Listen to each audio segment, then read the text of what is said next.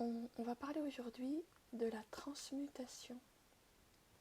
Je remercie Amaya qui a suggéré ce thème. Ce que j'appelle la transmutation, un thème que j'ai quelquefois évoqué dans certains de mes tirages de tarot, c'est le fait de... Comment je pourrais dire ça ? Dissoudre, ou plus exactement accompagner la dissolution d'une émotion douloureuse quand elle se présente. C'est un travail fondamental dans la démarche spirituelle qui est la mienne, que je dois à mon enseignant Thierry Vissac. D'autres personnes aussi l'évoquent, mais bon, c'est par son intermédiaire que je l'ai apprise. Voilà, j'ai pas trouvé ça toute seule. La transmutation, ça consiste, en tout cas tel que moi je le comprends, parce que tout ce que je vous dis sur les enseignements que j'ai reçus, je ne vous en parle que à travers ce que moi j'en ai compris. Donc c'est pas forcément le reflet absolument exact de ce qui m'a été enseigné. Donc ce que j'ai compris de la transmutation, c'est que quand une émotion douloureuse se présente, bien souvent, notre premier réflexe, c'est de faire tout ce qui est en notre pouvoir pour ne pas le ressentir. Par exemple, déjà le déni, se couper de ses émotions. Ça, c'est, je pense, la première grande stratégie. Beaucoup de personnes sont tellement coupées de leurs émotions qu'elles ne savent même plus ce qu'elles ressentent. Donc la première démarche déjà, c'est de revenir un petit peu à soi, au ressenti intérieur et notamment au ressenti corporel qui permet d'accéder au ressenti émotionnel. Les émotions ont, entre autres, une empreinte corporelle. Donc déjà voilà, il y a le déni tout simple de l'émotion, donc revenir au corps qui est quand même un mode de perception des émotions, même si les émotions sont au-delà d'une sensation corporelle, sont plus que cela. Et puis une autre manière de ne pas ressentir l'émotion, ça va être de la compenser par des choses qui font du bien, par une espèce de fuite, en allant rajouter un ressenti corporel plus fort que le ressenti émotionnel. Donc c'est là qu'on va partir dans des quêtes de compensation, un petit peu avec une forme d'intensité. Certaines personnes vont aller regarder des films ou des séries où il y a une forme de violence physique, morale, mentale ou émotionnelle. Certaines personnes vont prendre des substances relativement douces, comme le chocolat ou l'alcool, ou plus puissantes, comme les drogues ou les médicaments, les anxiolytiques, les antidépresseurs, toute cette gamme de molécules. Et puis, d'autres personnes vont aller plutôt dans une quête d'intensité émotionnelle, amoureuse, relationnelle, créer une intensité d'une manière ou d'une autre. Et enfin, il y a aussi aller écraser l'émotion sous l'intensité physique du sport, du travail, de tout ce qui va nous envahir tout l'espace, prendre toute la place, de sorte qu'on ne ressent plus les émotions. En fait, il y a toutes sortes de stratégies. Si ça vous concerne, vous reconnaîtrez facilement la vôtre. Parmi tout ce que j'évoque, la liste que je dresse est loin d'être exhaustive. Mais d'une manière ou d'une autre, on va aller recouvrir l'émotion douloureuse par quelque chose de plus intense. Ça, c'est la deuxième stratégie pour ne pas ressentir l'émotion. Et puis, il y en a une troisième qui est un petit peu plus subtile, qui se présente quand on ne peut pas faire semblant qu'on n'a pas ressenti l'émotion, quand on a déjà atteint une forme de maturité intérieure suffisante pour rester en contact avec nos émotions. Et cette troisième stratégie, elle va consister à rationaliser. Donc on va prendre l'émotion, puisqu'on ne peut pas la fuir, on sait qu'elle est là, mais on va essayer de créer, de construire tout un discours pour expliquer que oui, effectivement, il y a ça, mais c'est pas bien grave. Oui, il y a ça, mais il y a autre chose aussi. Oui, il y a ça, mais il faudrait quand même pas se noyer dans son chagrin, c'est pas grand-chose. Ça peut être des discours assez volontaristes.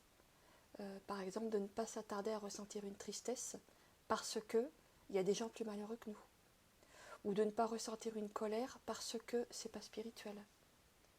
Ou de ne pas ressentir une peur parce que on va pas se laisser écraser par une petite peur de rien du tout, etc., etc. Ça, c'est vraiment cette troisième stratégie, elle passe beaucoup plus par le mental, par une rationalisation qui fait qu'on va analyser, quelquefois de manière très, très intelligente, ce qu'on vit, en recherchant des racines historiques, en recherchant des liens avec nos vies antérieures, en recherchant des signes, des symboliques, quoi que ce soit. Ça peut être très habile intellectuellement, mais ce sera toujours une façon de tourner autour du pot. Parce que si on élimine ces trois stratégies et qu'on rentre directement en contact avec l'émotion, là, il commence à se passer vraiment quelque chose de profondément important et de profondément spirituel, et surtout de profondément transformateur. On ne peut pas transmuter une émotion tant qu'on ne s'y ouvre pas complètement.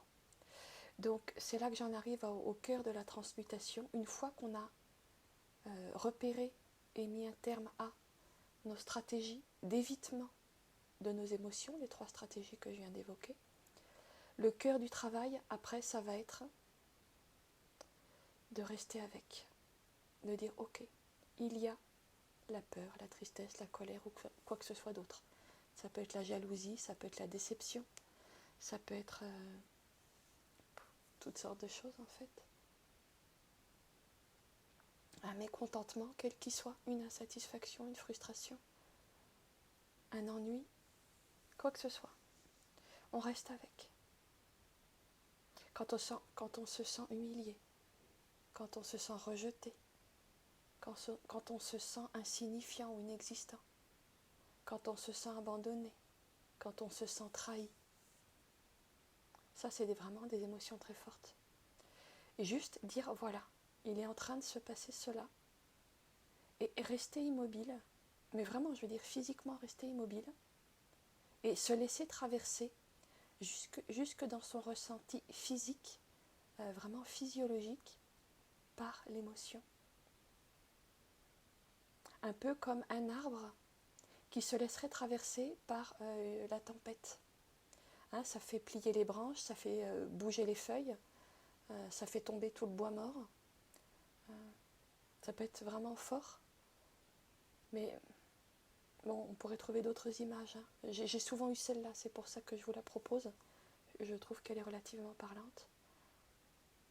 Se laisser traverser par l'émotion, un peu comme une rencontre entre deux champs énergétiques, mon champ énergétique et le champ énergétique de l'émotion. Et là, il se produit quelque chose qui est au-delà de toute explication intellectuelle, au-delà de toute compréhension. Il se produit une alchimie, il se produit la transmutation, il se produit la dissolution. Et c'est vraiment au-delà de toute explication. Ça peut prendre un peu de temps. Ça peut prendre quelques minutes, jusqu'à 20 minutes, une demi-heure quelquefois. C'est vraiment un maximum. Et là, il se passe quelque chose. Cette transmutation-là, elle se fait parce que dans cette immobilité, et je dis bien une immobilité, c'est-à-dire que cet accueil-là ne se fait pas dans les cris, Hein, quelquefois on vous dit ah, si tu es en colère, tape dans un oreiller, pousse des cris. Bon, si vous ne pouvez pas faire autrement, ok, mais ça ne se fait pas comme ça. Ça se fait plutôt dans le silence et l'immobilité autant que c'est possible. Ça ne l'est pas toujours, bien entendu. Ça se fait de cette manière-là. Ça échappe à toute rationalisation et ça se fait dans l'espace du cœur. Parce que dès qu'on reste présent à ce qui est en train de nous traverser, on se relie, de manière consciente ou pas, à l'espace du cœur, qui est vraiment le creuset alchimique de toutes les transmutations. Et je suis totalement incapable de vous expliquer le processus sur un plan énergétique, je ne serais pas capable de vous l'expliquer. Par contre, je peux témoigner que ça marche. Il y a un moment où on sent que quelque chose s'est dissous, un petit peu comme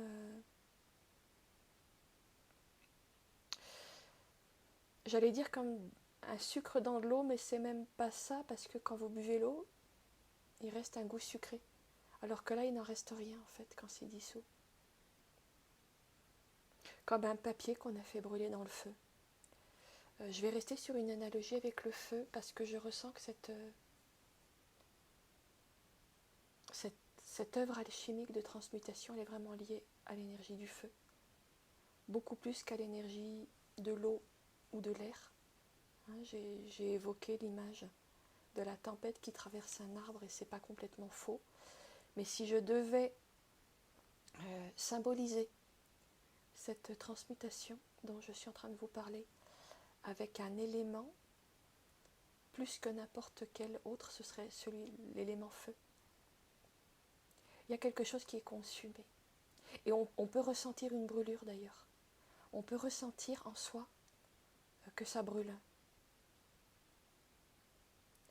Mais c'est en restant avec ce feu-là, ce feu du cœur, que la transmutation s'opère, que le processus alchimique de,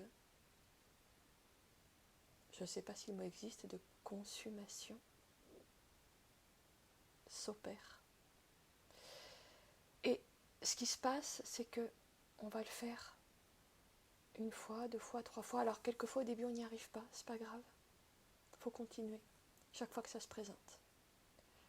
Donc ça demande une petite vigilance, parce que quand ça se présente, il faut tout lâcher pour se consacrer, se donner à cette transmutation. Et donc on va le faire 1 fois, 2 fois, 3 fois. Ça va devenir peu à peu, au fil du temps, une habitude, une sorte de réflexe.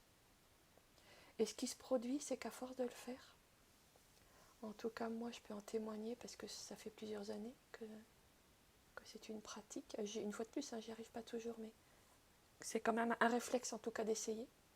Au fil des années, et peut-être pour vous ce sera beaucoup plus rapide parce qu'il y a quand même une telle accélération vibratoire que ça peut aller plus vite maintenant.